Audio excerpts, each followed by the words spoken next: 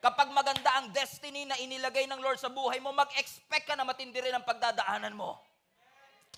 Alam niyo, hindi aksidente na si Jesus Christ, nung before siya inaresto, ay nasa Garden of Gethsemane. Everybody say Gethsemane. Ang daming garden, pero ba sa Gethsemane? Because Gethsemane means oil press. Everybody say oil press.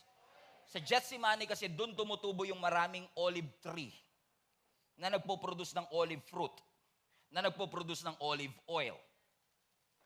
Amen? So, sa dami-dami ng garden, sa Gethsemane talaga, ang ibig sabihin ay oil press. Kasi maraming olives na nagbibigay ng maraming olive fruit na kapag piniga mo, magpo-produce ng olive oil. Ibig sabihin, yung oil lumalabas lang kapag piniga. So kapag may crushing, dun nakikita yung benefits. And Jesus, in essence, was in the spiritual realm, was in essence being crushed. Kaya sabi niya, Lord, take this cup away from me. In the Garden of Gethsemane, I believe to remind all of you that if you want the benefit, sometimes you have to be crushed. Mapipiga ka talaga.